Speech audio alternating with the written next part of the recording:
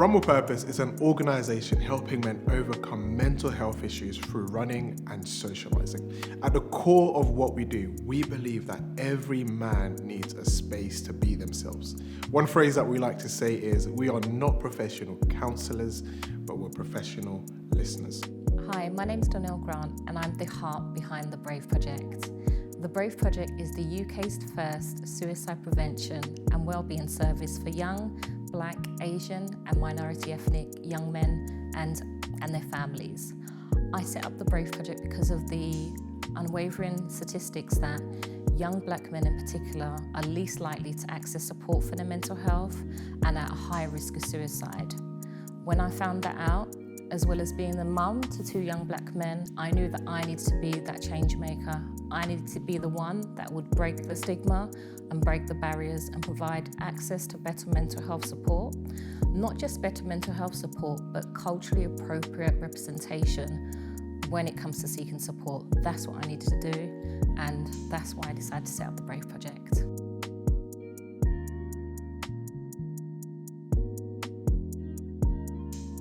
What moves you? What moves me? What moves me is the resilience of the Black community and the unwavering, the stories of resilience, the untold stories as well, the lives that are changed, the perseverance. That's what moves me. Knowing that, providing them with the voice, elevating the voices as well. That's what moves me. And providing safe spaces and platforms, that's what moves me. And not just the work that we do and the Brave Project, the work that all of our organisations do. And knowing that if we weren't here, then potentially people will not get the support that they need. Yeah, and that's what moves me. That's quite deep. Yeah. If we weren't here, people would not get the support that they need. And I think that's, for me, what continues the journey is thinking about, if not us, who? Wow. Yeah, so. Okay. Right. Joel, what moves you? I'd say hearing the stories that I hear on a regular basis of lives being taken away, or even the impact that we're having currently in our community. I'll tell you one story. When we first started, there was a guy that approached us who said, look, I lost my granddad a year ago, and then shortly after I lost my friend who died by suicide. This guy said to me, Joel, it's been a year and I'm yet to process how I feel about those deaths. But he said, being with you guys today, actually, this is the first time I'm finally letting out all the emotions that I've been bottling in. So being able to unpack. Being able to unpack exactly that. And so I think for me, what moves me are those stories of the impact. Yeah. And just knowing that what we're doing is making a difference to someone else's life. Yeah. Donelle, tell me about a stereotype that you think is particularly harmful to our community. Oh, right. A stereotype that I think is particularly harmful to our community is a stereotype that Black men don't cry. Yeah. Wow. And also, let me go a little bit extra further, is that you have to man up. The toxic masculinity that comes with that stereotype. It's a no-no. It's a no for me. And the work that we do continuously to remove those, to stop those stereotypes, to change, the trajectory of things that can happen if those stereotypes, if those words continue. That's for me, I would say, would be those two. Black men do cry. Black men need to cry. And Black men need to be held. So for me, that's a no. And you know what's interesting? At our runs, we notice many guys that first attend, they're closed off. Yeah. But then as we start running, you notice them letting their guard down. All of a sudden sharing challenges that they're going through. I had someone who has, a family of 5 share with me. He said, Joelle, right now I just can't handle the pressure, the burden of carrying so many different responsibilities. And so I wonder if for many of these guys that the closedness that they have initially is due to the stigmas that you mentioned. Yeah. And then being part of the community and the safe space that we create, they realize that no, actually, I don't need to live by those stigmas. Exactly. I can fully let go. Exactly. And we need to just echo that through the conversations that we have. So Joelle, tell me, what's the greatest memory you've made recently and why? So on the 27th of February of this year, my wife gave birth to our beautiful baby girl, Annabelle. Amen. Congratulations. Thank you so much. And I would say the feelings and emotions that come with it are unmatched. I've never felt the joy and fulfillment that I feel right now, despite all the sleepless nights. Yeah. And I think for me as a man, it's given me a greater sense of, oh wow, I want to be the male figure to her that I wish I had in my life. Yeah. Because my dad, I love him and he did his best. But of course, like we all have our imperfections. There are areas that I think he could have done better in that I hope I would be the role model for my daughter. That's amazing. Amazing. I mean, I've got children myself, so I know that feeling's unmatched. Yeah. Congratulations again. Yeah, I held her a few weeks ago and I just started crying. Yeah. And it just hit home like, wow. Like, I just I what can a see it. moment. What Yeah. precious to be trusted with another life. You did that. Yeah, exactly. Yeah. And just to see how she's growing, 6 weeks old now. And, last week, we had a moment where we were staring at each other right in the eye and she just started smiling. And like I said, the feeling was unmatched. So I would say that's the greatest memory that I've made. That's beautiful. Yeah. Where would we catch you on a Saturday night now? Oh, life's changed a lot recently. My kids are adults now. So the youngest 15, the oldest is 20, almost 24. And so it's about deciding like what that looks like for me. Years ago, I knew I would be around a dinner table with them or sitting down or taking to an activity.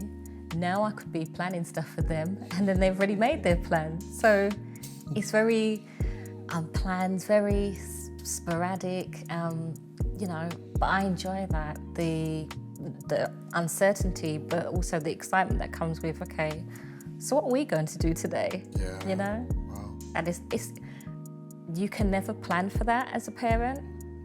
One day you're making your 5-year plan, one's going to university, one's going to college, one's going to primary school or school, and the next minute you wake up and, everyone's made their plans. Wow. And it's like, okay, what does life look like for you? So that's where I'm at now. My Saturday nights are never really the same. Sounds like a mixture of things. Yeah, but it's so much joy because it's surreal at the same time. Sometimes I feel like I'm having an out-of-body experience where I'm looking at myself from the outside thinking, where did the time go? Oh, wow.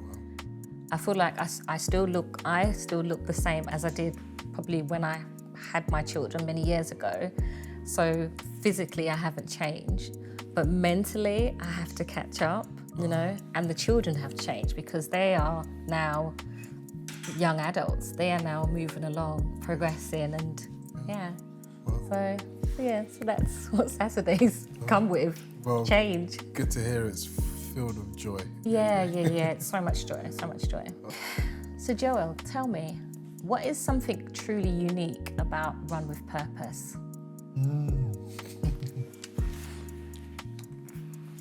I would say it is the mission of not just wanting to be a running group, but wanting to be a community that truly values people. I honestly think at the core of everything that we do, whether it be the weekly Saturday runs or the workshops that we do with professionals, I think undergirding it all, the foundation of it all is valuing people. And I think that's crucially important because, you know, I believe we live in a time where so many different information is being fed to us. Yeah. And what I find interesting is it's rare to find information that actually reminds people of the value that they carry. Yeah, who they are. Who they are. Yeah. And so for me, and that's why I mentioned earlier, we like to say we're not professional counselors, we're professional listeners. And the reason why we like to say we're professional listeners is because we value people. I like that. That is deep. And so if I was to, you know, move on from Run With Purpose, I think that's the core that I would love to leave behind it all, is valuing people and seeing the dignity that they carry. I love that. Yeah. Thank you. Thank you for sharing that. It's really deep, and that really resonates with what the work that we do. Yeah. And I guess for us, it's because you can have good intentions and you can, you know, say great things, but it's also making sure that it's really embedded in our culture. Yeah. And also making sure that we communicate that in a way that's relevant to the culture as well. And so, so many things I could say on that, but to keep it short, is valuing people. Now, how do you see the Brave Project having a long-term impact on mental health in the community? What a question. I guess it's the lives that are saved. Oh. And that is where the impact's made. We're not about what looks good and what looks glossy. Yeah.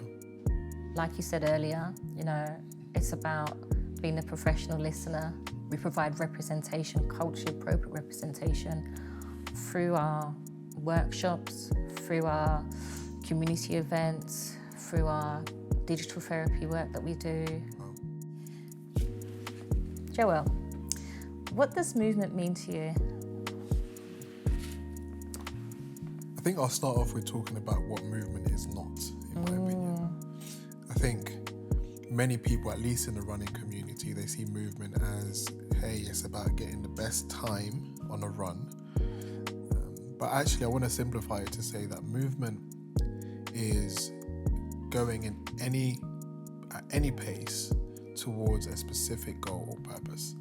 At Run With Purpose, we like to say, whether you walk, crawl, or run, you will get to the finish line. Yeah. And so for me, movement is going towards a specific goal or purpose. And to add to that as well, I believe that whatever goal that we have, it's important to do it within a group of people, or to have a community or mentors that are helping you. And so within the concept of movement, I also like to think about community. And so two things there. I'd say movement is about going towards a goal, and it's about doing it within a community. Really interesting. I like that. It's about a collective change. Yes. Yeah. I love that phrase. Yes, collective change indeed. Yep. Yeah.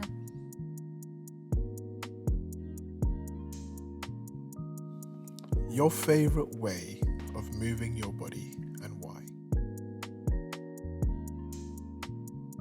My favourite way of moving my body would be to dance. I mean, I would dance anywhere. I'm that person that gets up and is in the middle of the dance floor. I dance in the house when my children are not watching because they think, oh, here she goes again. Or when I go out with my friends or my family at family party, I'm the dancer. I believe that dancing, as you said with the running, it's not just about the physical aspect. It's the joy that it brings, the being able to express myself and just releasing that tension. It makes me feel alive. Yeah. You know, and there is no better feeling than feeling alive. You know, we take that for granted. If I feel a vibe, that is it. Come on. Yeah, express yourself. Express yourself, yeah.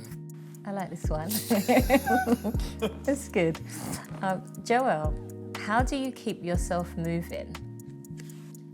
I, for one, I like to have a routine. So my routine usually looks like, on a good week, probably wake up at 5 a.m., have some quiet time or prayer time, and then go for a run. And then usually have porridge and oats as my breakfast, and then get the day started. Now, I mention that because for a long time, I only moved when I was motivated. But I noticed since I've put in place a routine and a structure, it means that I'm able to be consistent. And it also means that I'm not reliant on my feelings, because, you know, feelings go up and down. Yeah. And so having this structure and having this approach, it means that I'm consistent, I'm disciplined, and I'm focused as well. What are your hopes for Run with Purpose?